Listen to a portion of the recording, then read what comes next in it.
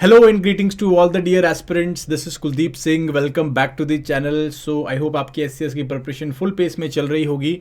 Last lecture में हमने बात किया था ज्योग्राफी रिवीजन में लिथोस्फीयर पार्ट 1 में, जिसमें हमने थियरीज के बारे में बेसिकली डिस्कस किया था, प्लेट टेक्टोनिक्स के बारे में डिस्कस किया था, अर्थक्वेक्स वोल्केनिज्म के बारे में डिस्कस किया था, जो कि इंपॉर्टेंट है आपके एग्जाम के व्यू पॉइंट से. और आज हम लोग सेकेंड पार्ट में I am going to discuss about rocks, rock cycle and important landforms जो हम लोग देख सकते हैं. ठीक है जी. मैंने प्रीवियस ईयर के जो ट्रेंड्स लिए थे उसमें मैंने आपको बताया था किस तरह के क्वेश्चन निकल के आ रहे हैं ज्योग्राफी में. अगर वो आपने वीडियो अभी तक नहीं देखा है तो आई बटन में आ रहा होगा, उसको एक बार देख लीजिएगा. और अगर आप रिवीजन के लिए इस वीडियो को देख रहे हैं तो इसको आप 1.25 या 1.5 की स्पीड में भी देख सकते हैं, तो आपका एक क्विक रिवीजन हो जाएगा. बेसिकली जो इंपॉर्टेंट एरियाज हैं, इंपॉर्टेंट पॉइंट्स हैं, वो आपके दिमाग से या आपके बेसिकली फटाफट से आपके दिमाग से निकल जाएंगे. ठीक है कि नहीं. तो चलिए हम लोग स्टार्ट करते हैं रॉक्स एंड रॉक साइकिल के थ्रू, एंड देन उसके बाद हम लोग लैंडफॉर्म्स की तरफ बढ़ेंगे. सो बेसिकली जब मैं रॉक की बात करता हूँ, रॉक क्या होता है? It is an aggregate of minerals. और अगर मैं मिनरल्स की बात करूँ तो फैक्चुअल एस्पेक्ट जो है दैट इज कि मोस्टली लाइक 87% जो हमारे मिनरल्स हमारी धरती पे देखने को मिलते हैं, there most of them are silicates. That means silicon और ऑक्सीजन के जो आपके मिनरल्स होते हैं या सिलिकॉन ऑक्सीजन के कंपाउंड्स होते हैं वो आपको देखने को मिलते हैं. मेजर जो आपको मिनरल्स देखने को मिलते हैं that is silicates, carbonates and oxides, और इन्हीं के मिश्रण से जो है आपको अलग अलग मिनरल्स देखने को मिलते हैं. जैसे अगर मैं बात करूं, फील्ड्सपार है, एल्कली फील्ड्सपार है, क्वार्ट्ज हैं, पायरक्सीन है, ये कुछ इंपॉर्टेंट मिनरल्स आपको देखने को मिलेंगे जो कि बहुत ज़्यादा आपको स्केल में देखने को मिलते हैं, बहुत ज़्यादा आपको स्ट्रेंथ में देखने को मिलते हैं. इसके अलावा जैसे मैंने आपको बताया कि इंपॉर्टेंट जो एलिमेंट्स जिससे कि मिनरल्स बने हुए हैं, मोस्ट डोमिनेंट कौन सा है आपका? ऑक्सीजन है एंड सिलिकॉन है. एंड दैट इज़ वाई 87% जितने भी मिनरल्स हैं आपके ऑक्सीजन एंड सिलिकॉन से बने होते हैं. ठीक है कि नहीं. तो इसको आपको याद रखना है. मैंने आपको लास्ट लेक्चर में मोसाइक के बारे में भी बताया था. ठीक है जी. जो एलिमेंट्स आपके अर्थ क्रस्ट में देखने को मिलते हैं that is oxygen, silicon, aluminium, iron and then उसके बाद कैल्शियम, ये आपको यहाँ पे देखने मिलता है. इन्हीं से इस तरह के मिनरल्स बन रहे हैं. ठीक है कि नहीं.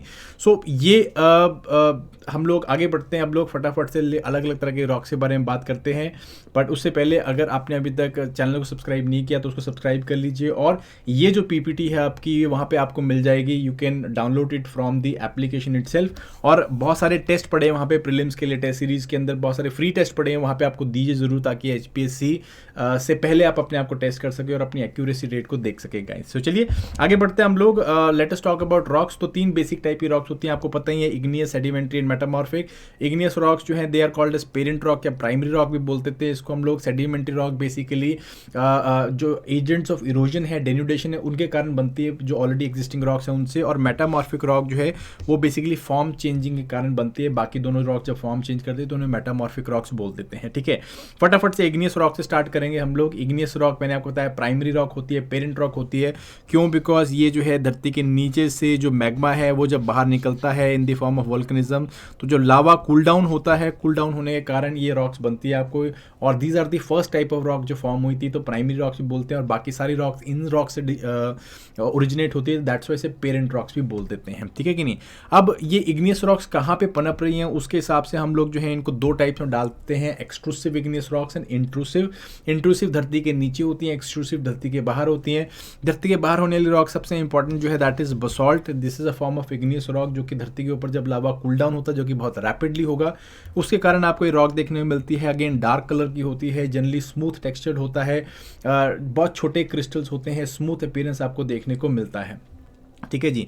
देन उसके बाद आती है इंट्रूसिव रॉक्स. इंट्रूसिव रॉक्स को हम लोग फर्दर 2 टाइप्स में डालते हैं. प्लूटोनिक रॉक जो कि बहुत डीप डेप्थ्स में बनती है, डेप्थ्स में कूल डाउन होती है, एंड हाइपरवेसल जो कि नियर सरफेस कूल डाउन होने से रॉक्स बनती हैं. ठीक है जी. जो प्लूटोनिक रॉक्स है इसका बहुत अच्छा एग्जांपल है ग्रेनाइट. ग्रेनाइट जो है वो बहुत स्लोली जो रॉक फॉर्मेशन होता है, जिसके कारण अगेन ग्रेन्स बड़े होते हैं, क्रिस्टलाइजेशन काफ़ी ज़्यादा होती है, और बिल्कुल ऐसे खुरदरा आपका ये पर्टिकुलर रॉक होता है. और मोस्टली जो कॉन्टिनेंट के बेस हैं, कोर हैं, वो इस ग्रेनाइट के बने हुए हैं गाइस. ठीक है. इसके बाद हाइपरबेसल रॉक है, इसका एग्जांपल आप देख सकते हो डोलोराइट है, ये इसका एक एग्जांपल है. और ये मैंने कुछ एक इंपॉर्टेंट एग्जांपल लिए, और बहुत सारे एग्जांपल हैं जैसे कि माइक्रो डायरानाइट है, या फिर डायोराइट है, माइक्रो ग्रेनाइट है, माइक्रो डायोराइट है. तो बड़े सारे इस तरह के एग्जांपल्स हैं, गैब्रो है, तो बहुत सारे इस तरह के एग्जांपल्स हैं. आप अगर डेंसिटीज़ के हिसाब से देखोगे तो इग्नियस रॉक्स जो हैं they are the most dense rocks, क्योंकि बहुत कंपैक्टेड होती हैं और सबसे ज़्यादा डेंसिटी देखने को मिलेगी, ठीक है। जिस मैक्सिमम डेंसिटी आपको जो है यहाँ पे बसॉल्ट की देखने को मिलती है, या सबसे ऊपर जो आपको मिलता है गैब्रो मिलता है। एक्चुअली गैब्रो की जो डेंसिटी है वो 3.3 ग्राम पर सेंटीमीटर क्यूब तक जा सकती है। उसके बाद बसॉल्ट होता है, एंडेसाइट होता है, ग्रेनाइट होता है, रायलाइट होता है। तो ये आपको थोड़े से यहाँ पे याद रखने के की बारी पूछ लेते हैं कि इनमें से कौन सी जो है ज़्यादा डेंस रॉक है, ठीक है कि नहीं। उसके बाद हम लोग आगे चलते हैं, इग्नियस रॉक बॉडीज। हम लोग ये रॉक बॉडीज या रॉक स्ट्रक्चर्स देखते हैं जब आपके इग्नियस रॉक्स बनती है, तो इस तरह के रॉक स्ट्रक्चर्स देखने को मिलते हैं। धरती के ऊपर जब इस तरह का जो बसॉल्टिक रॉक्स है, इस तरह के इग्नियस रॉक्स का एक्यूमुलेशन होता है, तो जल्दी ये क्या बनाता है, ये बेसिकली वोल्केनिक माउंटेन्स बनाता है या वोल्केनिक प्लेट्यूज बनाता है, जैसे हमारा डेक्कन प्लेट्यू है।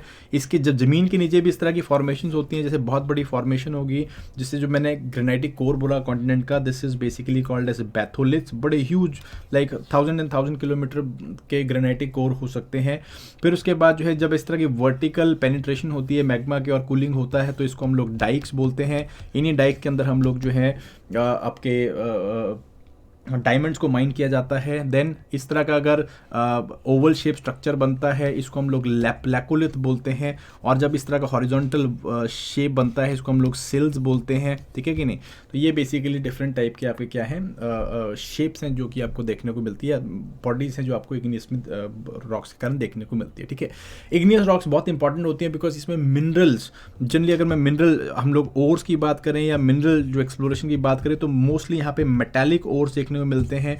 आयरन, एल्यूमिनियम, इस तरह के आपको काफ़ी ज़्यादा मिनरल्स यहाँ पे देखने को मिलते हैं, एक्सट्रैक्ट किया जाता है। कॉपर हमको एक्सट्रैक्ट करने को देखने को मिलता है, ठीक है। तो मेटालिक मिनरल्स मिलते हैं एंड इनमें आपको फॉसिल्स का बिल्कुल भी नामो निशान नहीं मिलेगा बिकॉज ये नीचे से आ रहे होते हैं, बहुत हॉट होते हैं, तो फॉसिल सारे जो है वो यहाँ पे नहीं मिलेंगे, ठीक है कि नहीं, याद रखना है आपको। देन जो आगे चलते हैं हम लोग सेडिमेंट्री रॉक्स के बारे में बात करते हैं। नाउ अगर मैं बात करूँ अर्थ क्रस्ट की, तो क्रस्ट जो है आपका जो क्रस्ट की लेयर है, इसमें ऑलमोस्ट 75% जो आपकी रॉक्स हैं वो सेडिमेंट्री रॉक्स हैं, हाउएवर 25% इग्नियस रॉक्स हैं। बट अगर मैं पूरे अर्थ का बात करूँ आपकी, ठीक है जी, sorry as far as surface की बात करूँ, तो सरफेस में बेसिकली 75% आपका सेडिमेंट्री रॉक्स हैं, 25% जो है आपकी इग्नियस होती हैं। और पूरे क्रस्ट की बात करूँ तो वहाँ पे 95% आपके इग्नियस रॉक्स है। तो बेसिकली ये नीचे से जो रॉक्स आ रही है they form igneous rocks. Sedimentary rocks जो है वो बनती है किसके कारण, वो डेन्यूडेशन प्रोसेस के कारण बनती हैं, एक्सोजेनेटिक प्रोसेस के कारण बनती है, जो सतह के ऊपर चल रहे हैं, जो बेसिकली रॉक्स को घिसते हैं और इनको समतल एक सपाट जो टोपोग्राफी है उसको देने की कोशिश करते हैं, ठीक है कि नहीं। सो सेडिमेंट्री रॉक्स कैसे बनते हैं, ये बेसिकली बाकी टाइप की रॉक्स की वेदरिंग के कारण या फिर उनके डेनुडेशन प्रोसेस के कारण बनता है। जैसे कि रॉक है, ये इसका जो है डेनुडेशन के कारण इसको दरार पड़ गई और ये टूट के जो है बिखर गया। सो इसके कारण जो बेसिकली आपकी सॉइल बनी या कुछ इस तरह का जो आपका मटेरियल बना, इसको हम लोग सेडिमेंट्री रॉक्स बोलते हैं, ठीक है जी। इसके अंदर आपको एजेंट्स ऑफ डेन्यूडेशन भी इन्वॉल्व होते हैं, एजेंट्स ऑफ इरोजन इन्वॉल्व होते हैं, जैसे कि आपका रिवर वाटर हो गया या फिर विंड्स हो गई आपकी, या फिर ग्लेशियर हो गया या फिर स्ट्रीम्स हो गई। इस तरह की चीज़ें इन्वॉल्व होती हैं जो कि बेसिकली इन रॉक्स को एक जगह से दूसरी जगह कैरी करती है और इनको जो है क्या करती है, सेडिमेंट्री रॉक्स में कन्वर्ट कर देती है, ठीक है कि नहीं। इन रॉक्स को हम स्ट्रैटिफाइड रॉक्स भी बोलते हैं। क्यों? बिकॉज यहाँ पे स्ट्रैटिफिकेशन, लेयरिंग का प्रोसेस जो आपको देखने को मिलता है। अगर आप सॉइल को डिग करेंगे तो उसमें भी आपको लेयरिंग देखने को मिलती है, ठीक है कि नहीं। एंड इसके अलावा यहाँ पे आपको बहुत सारे फॉसिल्स देखने को मिलेंगे बिकॉज जनरली इन जो आपके एजेंट्स ऑफ इरोजन है, यहाँ पे लाइफ जो है वो प्रॉस्पर करती है और सतह के ऊपर लाइफ देखने को मिलती है। तो जब लाइफ जो है वो ख़त्म होती है तो उसके फॉसिल्स बनते हैं एंड इवेंचुअली वो फॉसिल्स के रिकॉर्ड हमको यहाँ पे देखने को मिलते हैं, ठीक है जी। इसीलिए ये ऑर्गेनिक मिनरल्स के अंदर भी काफ़ी ज़्यादा अच्छी होती है। सेडिमेंट्री रॉक्स में ऑर्गेनिक मिनरल्स जो है वो आपको देखने को मिलेंगे, जैसे लाइमस्टोन है, कोल है, पेट्रोलियम है, ये देखने को मिलता है, ठीक है कि नहीं। सेडिमेंट्री रॉक्स जो है अगेन 3 प्रकार की होती हैं, mechanically formed, organically formed, chemically formed, ठीक है जी। मैकेनिकली फॉर्म्ड जैसे कि सैंड है, लोएस है, क्ले, सैंडस्टोन, शेल, ये सब जो है किस तरह बनी है, आइदर विंड के चलने के कारण या फिर विंड के ब्लो करने के कारण या फिर रिवर वाटर के चलने के कारण। जैसे सैंड है, नदी के किनारे में आपको सैंड, सिल्ट, क्ले देखने को मिलती है, ये जो है नदी लेके आ रही है। या लोएस जो है आपको डेजर्ट एरियाज में देखने को मिलती है, बहुत फाइन मिट्टी को लोएस बोलते हैं हम लोग। या क्ले है आपको, सैंडस्टोन है, शेल है, सारे जो है इसी तरह से बन रहे हैं, ठीक है जी। Organically formed basically organic decomposition, कोई भी जीव है, मृत जीव है, उसका डीकॉम्पोजिशन कारण जो रॉक्स बनते हैं है उसको हम ऑर्गेनिकली फॉर्म सेडिमेंट्री रॉक बोलते हैं, जैसे कि कोल है आपका, लाइमस्टोन है, ये एक बहुत बड़ा एग्जांपल है। Chemically formed organic sedimentary rocks भी हैं, जैसे कि आपका जिप्सम है, ठीक है जी, रॉक सॉल्ट है एंड सॉल्ट पेटर। जैसे रॉक सॉल्ट का एग्जांपल हो तो रॉक सॉल्ट कुछ नहीं है, सोडियम क्लोराइड है, बट इसमें जो है जब वाटर ऐड हो जाता है, क्रिस्टलाइजेशन हो जाती है, तो it becomes basically the rock salt, ठीक है। तो they are all form of sedimentary rocks. याद करिएगा, इन शब्दों को याद रखिए, क्योंकि कहीं ना कहीं पूछ सकते हैं कि रॉक्स का नाम लिख लिया और टाइप पूछ सकते हैं, ठीक है। Then is metamorphic rock. Metamorphic का मतलब होता है चेंज ऑफ फॉर्म, मेटामॉर्फ का मतलब चेंज ऑफ फॉर्म होता है। तो जनरली जब प्रीवियसली एग्जिस्टिंग रॉक्स जो है वो टेम्परेचर या प्रेशर या बोथ के उसमें आती है, इन्फ्लुएंस में आती है, तो क्या करते हैं वो अपने जो उसके अंदर जो एटम्स का अरेंजमेंट है उसको जो है चेंज कर लेते हैं, जिसके कारण आपको बेसिकली रॉक्स के जो फिजिकल नेचर है उसके अंदर चेंजेस देखने को मिलते हैं, ठीक है, और उनको हम मेटामॉर्फिक रॉक्स बोल देते हैं, ठीक है। जैसे कि सैंड एंड सिल्ट है। सैंड एंड क्ले जो है वो आपकी टेम्परेचर के इन्फ्लुएंस में सैंड या क्ले स्लेट बनाती है, और प्रेशर के इन्फ्लुएंस में वो शिस्ट बनाती है। सिमिलरली सैंड स्टोन, ठीक है, इट्स अ सेडिमेंट्री रॉक, वो क्वार्ट्जाइट बनाती है। ग्रेनाइट जो है वो नीस बनाती है। ग्रेनाइट इज जैसे मैंने आपको बताया इट्स इग्नियस रॉक, वो ग्नीस बनाती है। कोल जो है वो आपका डायमंड या ग्रेफाइट बनाता है, ठीक है कि नहीं, this is a form of metamorphic rock. Limestone जो है वो आपका मार्बल बनाता है। तो ये सब जो है क्या है, मेटामॉर्फिक रॉक से चेंज ऑफ फॉर्म के कारण देखने को मिल रहे हैं, ठीक है कि नहीं। यू कैन सी, देखो, कोल फॉर्मिंग डायमंड, या आप क्वार्ट्जाइट देख लेते हो, शिस्ट देखते हो, मार्बल देखते हो, नीस देखते हो, all of them are example of metamorphic rocks, ठीक है जी। अगर टेम्परेचर जो है वो की फोकस एरिया है, की लाइक आप कह सकते हो फैक्टर है जिसके कारण मेटामॉर्फिज्म हो रहा है, तो उसे हम लोग कॉन्टैक्ट या थर्मल मेटामॉर्फिज्म बोल देते हैं। प्रेशर को हम लोग डायनामिक मेटामॉर्फिज्म बोल देते हैं गाइस, ठीक है जी।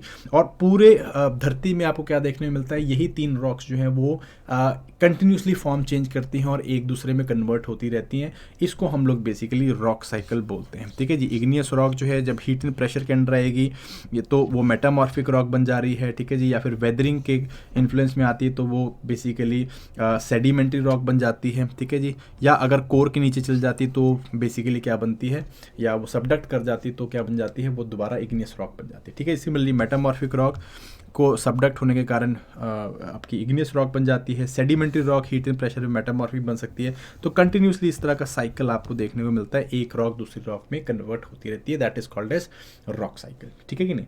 तो यहाँ पे मैं एक प्रोसेस के बारे में बात कर रहा हूँ, दैट इज एक्सोजेनेटिक फोर्सेस और प्रोसेस ऑफ डेन्यूडेशन। इसको हम लोग थोड़ा सा देख लेते हैं गाइज, यहाँ पे ये इंपॉर्टेंट है। सो एक्सोजेनेटिक फोर्सेज, जैसे मैंने आपको बताया, धरती में 2 फोर्सेज जो है वो काम कर रही हैं।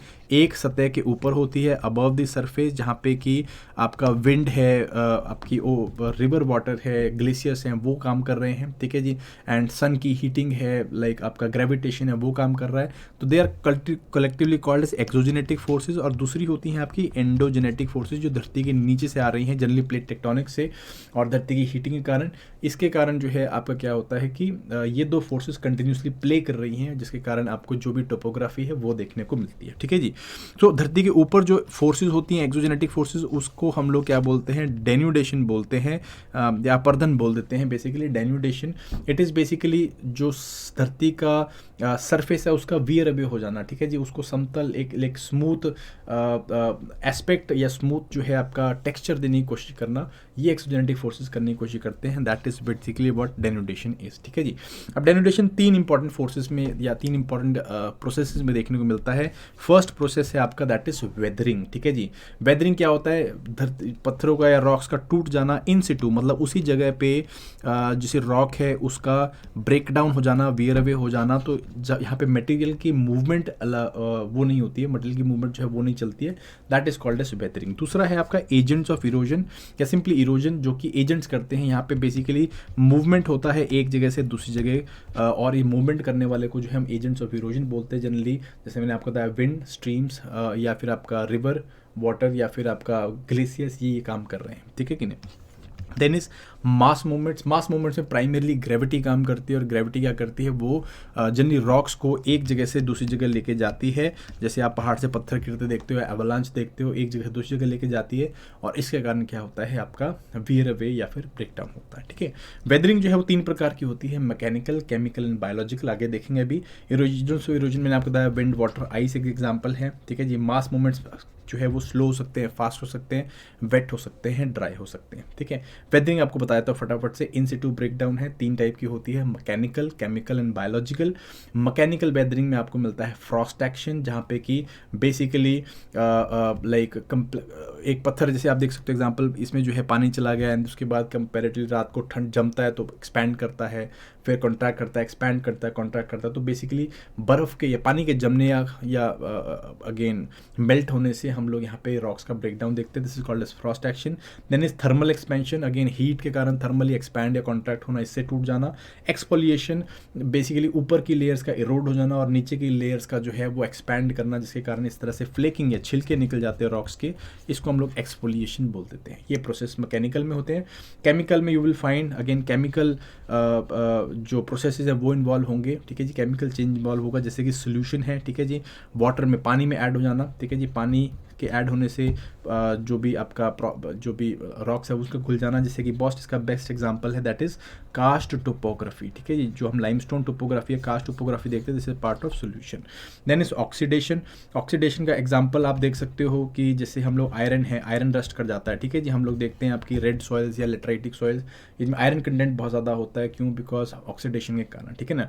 हाइड्रेशन, हाइड्रेशन का जो है वाटर मॉलिक्यूल्स ऐड कर जाना, इसको हम लोग हाइड्रेशन बोल देते हैं, ठीक है कि नहीं। एंड लास्ट जो है आपका that is carbonation, that is adding of carbon dioxide, ठीक है। वाटर एंड कार्बन डाइऑक्साइड मिलकर कार्बोनिक एसिड बनाता है, जो कि रॉक्स को डिसॉल्व कर देता है, ठीक है नहीं। And last part is biological. Biological में आप देख सकते हो जैसे कि ऑर्गेनिक मैटर जो है वो इंपॉर्टेंट रोल प्ले करता है, जैसे कि किसी पेड़ का पत्थर में जो है वो धीरे धीरे जम जाना और धीरे धीरे उसकी जड़ों ने पेड़ को या पत्थर को तोड़ देना, इस तरह की चीज़ें, या लिचन्स है या इस तरह मॉसेस हैं या इस तरह का जो ऑर्गेनिक एसिड्स हैं वो रॉक्स को तोड़ देती हैं।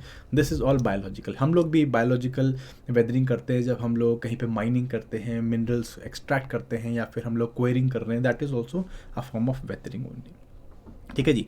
इरोजन 4 मैंने आपको मेन वो बताए हैं, दैट इज़ विंड, ठीक है जी। ग्लेशियर्स जब मूव करते हैं, waves that means sea waves, and streams, ठीक है जी, रिवर वाटर, इसको हम लोग कहते हैं। विंड्स जैसे कि आप देख सकते हो इस तरह का एक नेचुरल आर्क बना हुआ है, विंड्स ने ये क्या किया, एक एरोडायनेमिक शेक दे दी है रॉक को।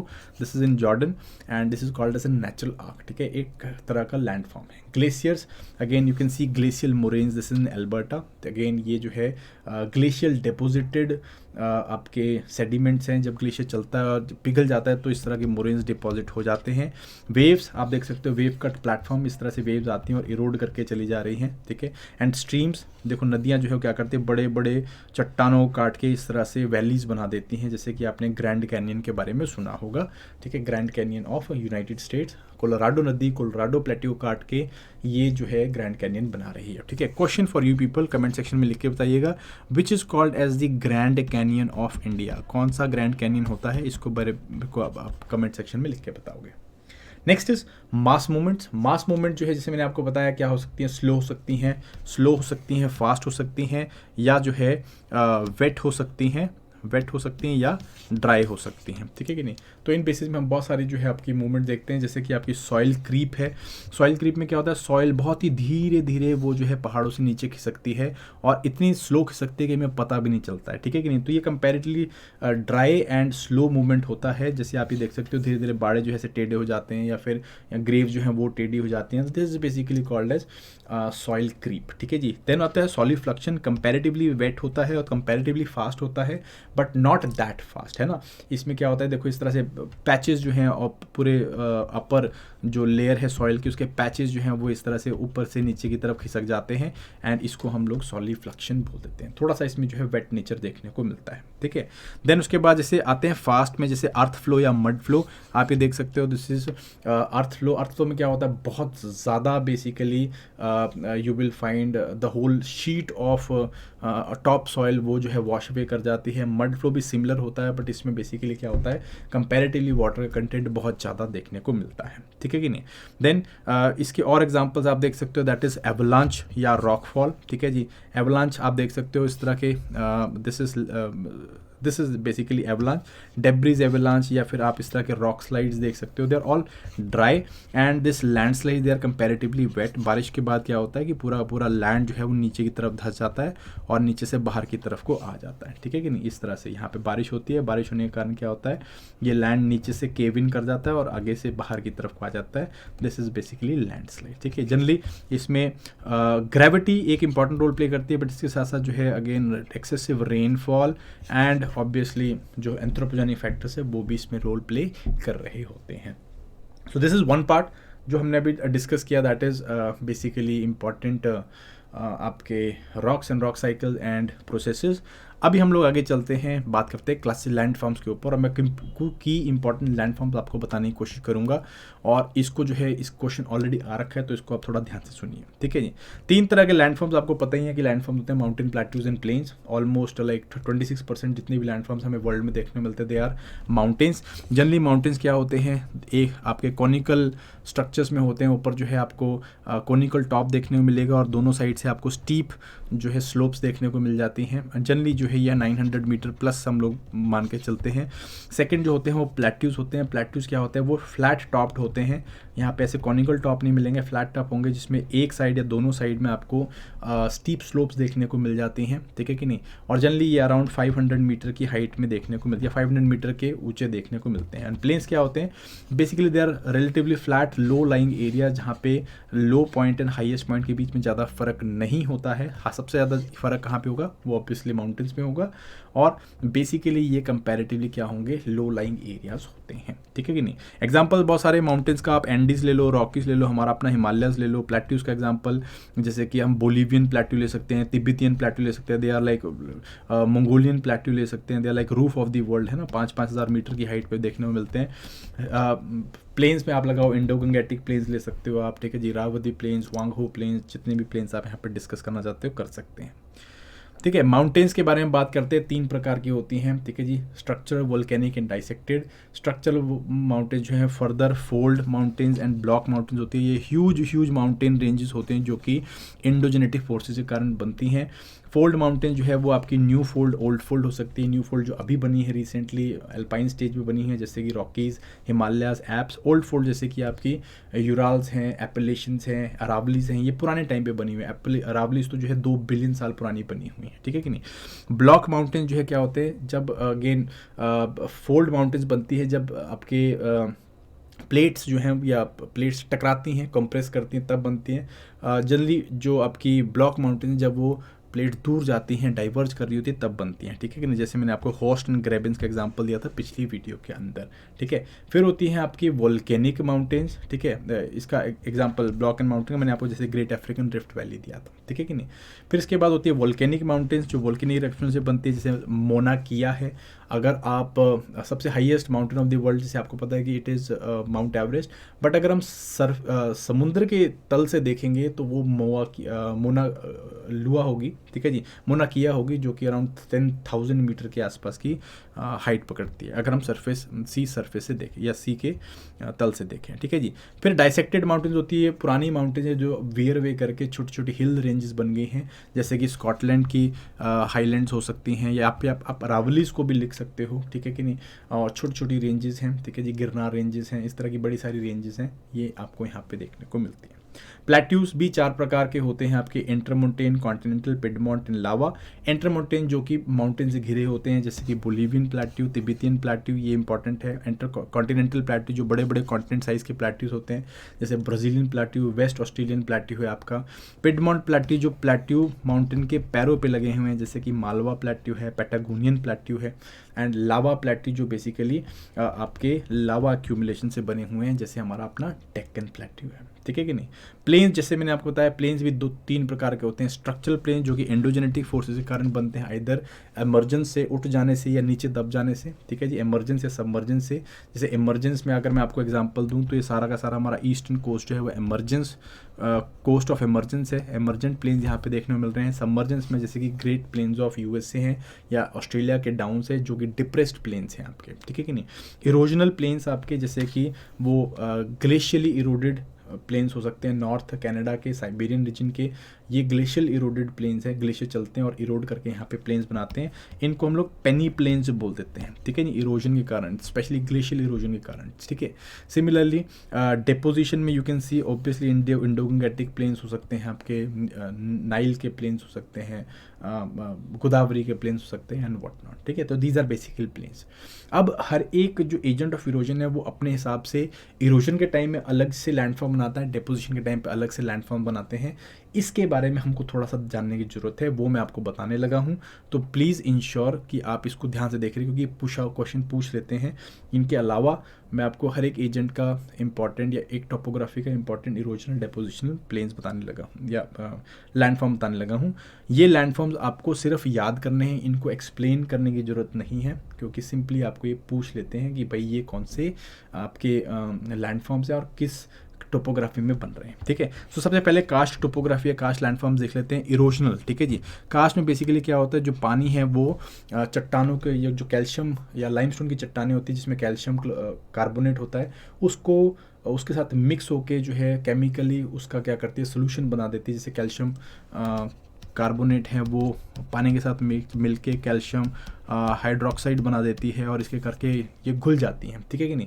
तो इस करके बहुत सारे इरोजनल प्लेन्स आपको देखने मिलते हैं, जैसे कि you will find extensive underground caves हैं, ठीक है। इरोजन के कारण सतह के ऊपर आपको क्या देखने मिलेंगे, आपको इस तरह के छोटे छोटे गड्ढे देखने को मिलते हैं, जिनको हम लोग सिंक होल्स बोल देते हैं, ठीक है जी। सिंक होल्स बेसिकली इनको पोल्स, इनको उवालास ये सब बोला जाता है, ठीक है। पोल्स कंपैरेटिवली छोटा गड्ढा होता है, डोलाइन जो कंपैरेटिवली बड़ा, सिंक होल और बड़ा, और कई बारी इस तरह के होल्स मिलके जो है इस तरह की वैली बना देते हैं, इसको हम लोग सिंकिंग वैली बोल देते हैं। और कई बार ये वैली बीच में ख़त्म हो जाती है, इसको हम लोग ब्लाइंड वैली बोल देते हैं, ठीक है। तो ये basically they are all examples, ठीक है जी। देन उसके बाद एक इम्पॉर्टेंट वर्ड यहाँ पे हम यूज़ करते हैं, लैपेज। लैपेज इस तरह के आपके उभरी हुई चट्टानें होती है जो जनरली सिंक होल्स के साथ मिलके बनती हैं, और इनको हम लोग लैपेज बोल देते हैं, ठीक है जी।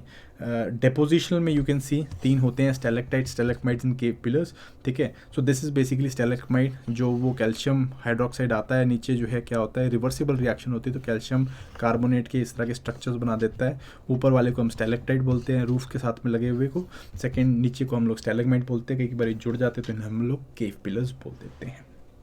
विंड्स के बारे में बात करते हैं। एओलियल लैंडफॉर्म्स इरोजन कारण हवा बहुत तेज चलती है, स्पेशली डेजर्ट या सेमी एरिड एरियाज में चलती है, तो वहाँ पे आपके इस तरह के लैंडफॉर्म बनते हैं, जैसे कि आप ये देख सकते हो, दिस इज मशरूम रॉक, इसको हम लोग इंसलबर्ग बोलते हैं। विंड जाती है क्योंकि रॉक्स रेसिस्टेंट है इरोजन के आसपास की जगह से, तो इस तरह की एक एरोडाइनेमिक रॉक्स बन जाती हैं। दीज आर कॉल्ड एज वेंटिफैक्ट्स या नेचुरल आर्क्स या वेंटिफैक्ट्स बन जाते हैं, और इस तरह के ब्लो आउट बेसिन बनते हैं। हवा चलती है और इस तरह के यहाँ से इरोजन करती हुई इस तरह के ब्लो आउट बेसिन बना देती है, डिफ्लेशन बेसिन बना देती है, ठीक है जी। जब हवा चलती है और फिर क्या करती है, मिट्टी को पटकती है, तो वो क्या बनाती है, वो सेफ्स एंड बर्शांस बनाती है। बर्शांस एंड बेसिकली इनको हम ड्यून्स बोल देते हैं, ठीक है जी। ड्यून्स बेसिकली कुछ नहीं होता, जो ऐसे मिट्टी के टीले बन जाते हैं, जहाँ पे जो विंड है वो क्या कर रही है, मिट्टी डिपॉजिट कर रही है, ठीक है कि नहीं। अलग अलग तरह के होते हैं, longitudinal dunes, transverse dunes, barchans, seifs, parabolic dunes, वो हमको जानने की जरूरत नहीं है। Dunes and seifs and barchans याद रखना है, एंड ड्यून्स याद रखने हैं, दे आर डिपोजिशनल फीचर्स। उसके बाद हम लोग चलते हैं ओशन की तरफ। तो ओशन में आपको मैं बता देता हूँ भाई, जो सी की जो वेव्स होती हैं वो भी क्या करती हैं, वो erosion as well as deposition करती हैं। इरोजन में आपको क्या बनता है, क्लिफ्स बनती हैं, ठीक है जी। इस तरह की क्लिफ्स बन जाती हैं, यू कैन सी क्लिफ्स है ना, यहाँ से क्लिफ्स बन जाती हैं। ओशन वाटर कंटिन्यूसली इरोड करता है। फिर जो मेन लैंड जो कनेक्ट मेन लैंड से बाहर आ जाते हैं एरियाज, लैंड फॉर्म्स या लैंड मासेस जो कि मेनलैंड से कट जाते हैं, उनको हम लोग सी स्टैक्स बोल देते हैं। और इस तरह की सी स्टैक्स का बहुत सारा पोर्शन, इसको हम लोग जो है जॉर्ड्स बोल देते हैं, एफ जॉर्ड्स, ठीक है नहीं, या फॉइड्स, जो भी हम बोलना चाहते हैं, तो इनको बोलते हैं, ठीक है। इसके अलावा कोव्स होते हैं, ठीक है, सी केव्स बनते हैं। छोटा सी केव जो है, सी केव्स आपको बनते हैं, ठीक है। स्टैक्स देखने को मिलते हैं, इस तरह के स्टैक्स या नेचुरल ब्रिजेस देखने को मिल जाते हैं, ठीक है जी। बहुत छोटा इस तरह का स्ट्रक्चर आप देखोगे तो इसको हम लोग कोव बोल देते हैं, ठीक है जी। अगर ये इस तरह का बड़ा इलोंगेटेड स्ट्रक्चर हो जाता है तो इसको हम लोग बे बोल देते हैं, और बड़ा हो जाता है तो उसको हम लोग गल्फ बोल देते हैं, ठीक है जी। तो आपको याद रखना है, कोव इज स्मॉल बे, छोटा बे होता है, ठीक है जी। बे या गल्फ बेसिकली क्या होते हैं, ये वो एरियाज होते हैं जो कि जहाँ पे कि जनरली वो एरियाज़ हैं आपके जहाँ पे यू विल फाइंड कि वाटर जो है वो लैंड की तरफ को पोर्ट्रूट कर रहा है, तीन तरफ से लैंड से जो है घेरा होता है पानी को, ठीक है कि नहीं। सो कोव एंड बे जो है वो कंपैरेटिवली क्या होते हैं, छोटे होते हैं, और इनका जो है यू विल सी कि जो आपका माउथ होता है वो बड़ा होता है और नीचे से जो है वो आपके नैरो होते हैं। गल्फ जो है वो क्या होते हैं, वो बहुत बड़े होते हैं, कंपैरेटिव ज़्यादा बड़े होते हैं, उनका माउथ जो है वो छोटा होता है और पीछे से बड़े होते हैं, ठीक है कि नहीं। एंड इसके बाद आता है बाइट। बाइट बिल्कुल इस तरह से आपको इलोंगेटेड जो माउथ है बहुत इलोंगेटेड होगा और देन धीरे धीरे जो है बेस की तरफ वो छोटा हो रहा होगा, ठीक है जी। सो अगर साइज़ की बात करें तो जनरली कोव जो है सबसे छोटा होता है, फिर बे आता है, फिर आता है गल्फ, फिर उसके बाद आता है बाइट। और पर ये रूल ऑफ थंब नहीं है, इसको ऐसे आपको याद रखना है, ओके। इसके अलावा वेव कट प्लेटफॉर्म्स हैं, आप देख सकते हो वेव आती है, इस तरह के वेव कट प्लेटफॉर्म्स बना रही है, ठीक है जी। आर्च हैं, इनलेट्स हैं, ये आपके यहाँ पे बनते हैं। डेपोजिशन लैंडफॉर्म्स की अगर बात करें तो हम लोगों को देखने को मिलते हैं बीचेस, ठीक है जी। यहाँ पे देखो जो वेव आएगी वो क्या करेगी, बहुत ज़्यादा मिट्टी डिपॉजिट करती है, तो that is called as a beach. कई बार ये डिपोजिशन जो है ये बे में पहले ही स्टार्ट हो जाता है और इस करके यहाँ पे इस तरह इलोंगेटेड आपको सैंड बार्स देखने को मिलते हैं, इन्हें हम लोग बार्स बोल देते हैं, स्पिट्स भी बोल देते हैं। कई बार इस तरह हुक फॉर्म ले लेता है तो इसको हम लोग हुक्स बोल देते हैं, ठीक है जी। Hook, bar, spits, they are all part of depositional landforms में। मोस्ट इंपॉर्टेंट जो है होते हैं सी बीच होते हैं, ठीक है जी। You can see this basically a spit, and जब ये जो आपका बार्स हैं या हुक्स हैं ये बेसिकली क्या होते हैं, ये जुड़ जाते हैं और ये मेन वाटर बॉडी से जो अंदर का पोर्शन है उसे कट कर देते हैं, तो इसको हम लोग बार बोल देते हैं। और इसके पीछे की जो वाटर बॉडी उसको हम लोग क्या बोल देते हैं, इसको हम लोग लगून बोल देते हैं, ठीक है कि नहीं। इसके बाद अगेन लास्ट बात करते हैं हम लोग ग्लेशियल लैंडफॉर्म्स के बारे में। तो इरोजन में आपको देखने को मिलते हैं इस तरह की हैंगिंग वैलीज़ या यू शेप्ड वैलीज़ आपको देखने को मिलती हैं, ठीक है जी। आप इमेजिन करिए जितने भी आपके गड्ढे हैं वहाँ पे पहले ग्लेशियर होगा, बर्फ़ होगी, तो इस तरह के देखो आपको यहाँ पे पोर्शन देखने को मिलते हैं। इनको हम लोग बेसिकली सिर्क्स बोल देते हैं, ठीक है जी। इस तरह के गड्ढे जहाँ पे पहले बर्फ़ होती है तो ये लैंडफॉर्म्स में इरोजन करके सिर्क्स बना देती हैं, ठीक है जी। और ये जो आपके एक काइंड ऑफ डिवाइडिंग आपको रिजेस देखने को मिल रही हैं, इनको हम लोग बेसिकली एरिट्स बोल देते हैं और टॉप को बेसिकली हम लोग हॉर्न बोल देते हैं, ठीक है कि नहीं। तो ये सब इरोजनल लैंडफॉर्म्स में आपको बता रहा हूँ। इसी में आपके जो है यॉर्ड्स भी आते हैं, जो ग्लेशियल एरियाज़ में जनरली जो सी की तरफ जाते हैं ग्लेशियर्स, उनके इस तरह के स्टैक्स बन जाते हैं, तो दे आर कॉल्ड एज यॉर्ड्स, ठीक है जी। और इसके अलावा कई बार यहाँ पे जो है पानी इकट्ठा हो जाता है तो इनको हम लोग ट्रफ लेक्स भी बोल देते हैं। इन गड्ढों में बेसिकली लेक्स आपको देखने को मिल जाती हैं, ठीक है। ये इरोजनल है। सिमिलरली डेपोजिशनल आपको देखने को मिलते हैं, जैसे कि आपको आउटवॉश प्लेन्स है वो देखने को मिलेंगे, मोरेन्स देखने को मिलेंगे। मोरेन्स कुछ नहीं है, दे आर दी सेडिमेंट जो कि ग्लेशियर लेके आता है। इनको हम लोग जो इनकी कलेक्शन को मोरेन बोलते हैं, और ये जो सेडिमेंट्स हैं इनको हम लोग टिल्स बोलते हैं। इन प्लेन्स को हम लोग केवल टिल प्लेन्स भी बोल देते हैं, या मोरेन प्लेन्स भी बोल देते हैं, या आउटवॉश प्लेन्स भी बोल देते हैं, या टर्मिनल मोरेन्स भी बोल देते हैं, ठीक है जी। कई बार ऐसे डिप्रेशंस में आपको यहाँ पे पानी जो है वो खड़ा हो जाता है और यहाँ पे इनको हम लोग कैटल लेक्स बोल देते हैं, ठीक है, they are called as kettle lakes. And कई बार इस तरह की जो सेडिमेंट्स है वो इस तरह का ओवल शेप्ड फॉर्मेशन बना देती हैं डेपोजिशन की, this is called as drumlins. And इस तरह की जो है कई बार सिंगल लीनियर आपको इस तरह की रॉक फॉर्मेशन देखने को मिलती हैं या डेपोजिशन देखने को मिलती है, इसको हम लोग एस्कर्स बोल देते हैं, ठीक है कि नहीं। This is basically glaciers. याद रखना, ये शब्द याद रखने आपको बहुत इंपॉर्टेंट है। देन आपको आते हैं रिवर्स। लास्ट हम लोग बात कर लेते हैं रिवर्स के ऊपर फटाफट से। तो नदी भाई देखो पहाड़ों से निकलती है एंड देन अपना कोस्ट तक जाती है। तो 3 जोन्स होते हैं इसके, ठीक है जी। Zone 1, zone 2 and zone 3। Head zone होता है, headwaters, transfer zone and deposition zone, या इसको हम लोग young, mature and old stage भी बोल देते हैं। यंग में अलग बनते हैं तरह के लैंडफॉर्म्स, मेच्योर में अलग बनेंगे, ओल्ड स्टेज में अलग बनेंगे। यंग में जनरली इरोजनल ज़्यादा होंगे, मेच्योर में इरोजनल डेपोजिशन दोनों होते हैं, डेपोजिशन में जनरली डेपोजिशनल आपको ज़्यादा देखने को मिलेंगे, ठीक है कि नहीं। क्यों? क्योंकि इसमें जो है स्लोप से उतर रही है तो जो इरोजनल कैपेसिटी बहुत ज़्यादा होती है। यहाँ पे इरोजनल कैपेसिटी कम हो जाती है, बट नदी का पानी इतना इकट्ठा होता है कि इरोजन हो रहा होता है और डेपोजिशन स्टार्ट हो जाती है। यहाँ तक आते आते नदी की इरोजनल कैपेसिटी खत्म हो जाती है, बट डेपोजिशन जो है वो एक्सट्रीम हो रही होती है, ठीक है।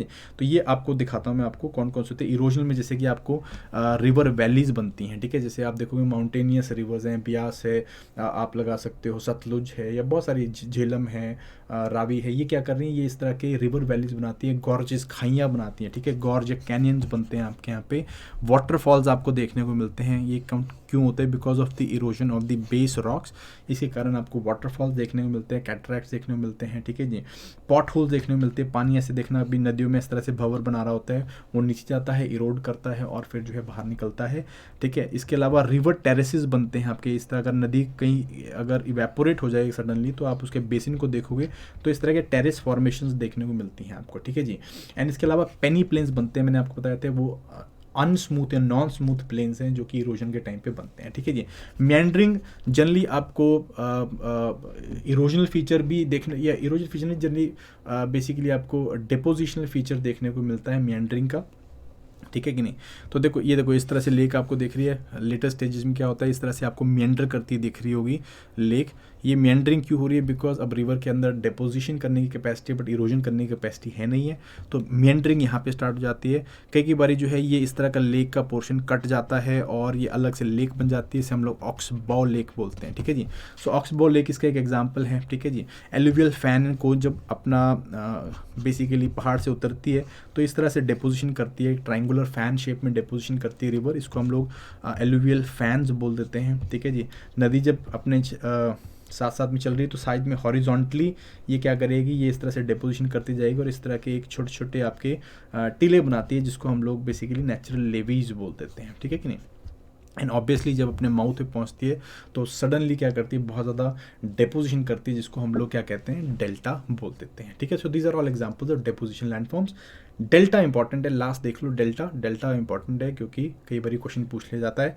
As far as delta is concern, delta तब बनता है जब रिवर वाटर डोमिनेट कर रहा होगा, रिवर में बहुत ज़्यादा सेडिमेंट होगा, तो डेल्टा तभी बनेगा जब रिवर डोमिनेट करेगी। और इसके अलावा वेव्स, जो समुद्र में लहरें होती हैं और टाइड्स होती हैं, वो इन्फ्लुएंस करती हैं, वो इस डेल्टा को मॉडिफाई करती हैं। इसको, इन तीनों फोर्सेस के कारण हमें डेल्टा बनते हुए दिखता है। नदी जब आएगी अपना कोस्ट तक पहुंचेगी तो क्या होगा, ये क्या हो, इसका माउथ जो है वो सेडिमेंट डिपॉजिट होना स्टार्ट होंगे, इसका माउथ जो है चोक हो जाएगा और चोक होने के बाद जो है ये अलग अलग डिस्ट्रीब्यूटरीज में बढ़ जाती है। डिस्ट्रीब्यूटरीज में फिर क्या होता है, साइडवेज आपको डिपोजिशन देखने को मिलता है। एंड इस साइडवेज डिपोजिशन में जनरली क्या होता है, जो वेव्स होती हैं और जो आपके जो टाइड्स होती हैं वो क्या करती है, इसको मॉडिफाई करती हैं और इस तरह का ट्राइंगुलेटेड फॉर्म आपको देखने को मिलता है। This is basically called as delta, that's why it is called as delta, ठीक है कि नहीं। अब ये जो डेल्टा होता है, ये डेल्टा के अंदर बहुत सारे फैक्टर्स होते हैं जो इन्फ्लुएंस करते हैं, ठीक है। जैसे कि शैलो सीज होना चाहिए, अगर डीप सी होगा तो यहाँ पे डेल्टा नहीं बनेगा, सेडिमेंट नीचे चला जाएगा। रिवर का कोर्स लॉन्ग होना चाहिए ताकि वो सेडिमेंट्स लेके आ सके। बहुत ज़्यादा टाइड्स या वेव का डोमिनेशन नहीं होना चाहिए, तब क्या होगा, बेसिकली डेल्टा फॉर्मेशन नहीं हो पाएगा, ठीक है। Shape of the river, velocity, river का साइज, पार्टिकल्स जो कैरी कर रही है, सी वेव्स, ओशन करंट, इस सब का सब जो है इन्फ्लुएंस करता है डेल्टा के फॉर्मेशन में, ठीक है जी। जो हमारा डेल्टे होते हैं वो बेसिकली 4 ब्रॉड टाइप के होते हैं, bird foot delta, arcuate, truncated या कस्पेटेड एंड एस्टोरिन डेल्टा, ठीक है जी। बर्ड फुट डेल्टा तब बनता है जब बेसिकली जो रिवर वाटर है या जो रिवर वाटर है वो लाइक इट इज़ लाइटर और almost of similar density that of sea water, ठीक है जी। जनरली नदी जब किसी अच्छे एरिया से नहीं गुजर रही है जहाँ पे मतलब ज़्यादा सेडिमेंट्स नहीं होते हैं, तो क्या होगा, उसके सेडिमेंट्स लाइट होंगे और इस करके क्या होगा, वो ओशन में काफ़ी आगे तक निकल जाएगी और इस तरह का बर्ड फुट टाइप डेल्टा बनते हुए दिखता है आपको। इस तरह का आर्टेरियल डेल्टा बनता है जिसको हम लोग बर्ड फुट कहते हैं। एग्जाम्पल इसका जैसे कि Mississippi. Arcuate delta again arid semi arid areas में बनेगा जहाँ पे नदी बहुत ज़्यादा सिल्ट एंड बहुत ज़्यादा सेडिमेंट्स कैरी करती है, जनरली कोर्स सेडिमेंट्स कैरी करती है, जिसके कारण वो जल्दी सी वाटर से ज़्यादा डेंस होगी और बहुत ज़्यादा इंटेंस डिपोजिशन करेगी। इसके कारण आपको इस तरह का ट्राइंगुलेटेड फैन शेप डेल्टा देखने को मिलता है। इसको हम आर्कुएट, लोबेट या फैन शेप डेल्टा भी बोलते हैं। जैसे गोदावरी होगी आपकी गंगा रिवर है, देन इंदस रिवर है, ये सब जो है यहाँ पे क्या है, फैन शेप डेल्टा बना रही है। देन इज ट्रंकेटेड या कस्पेटेड डेल्टा। यहाँ पे जो डेल्टा होगा बेसिकली वो बनना चाहिए था आपका इस तरह का आर्कुएट डेल्टा, बट जो टाइड्स हैं एंड ओशन वेव्स हैं वो बहुत ज़्यादा इन्फ्लुएंस करते हैं, जिसके कारण इस तरह का बहुत ही लीनियर इरोडेड डेल्टा देखने को मिलता है, जो कि कई बारी हाथी के ट्रंक की तरह आपको देखने को मिलेगा, सूंड की तरह। That's what called as truncated या फिर कस्पेटेड डेल्टा बोल देते हैं।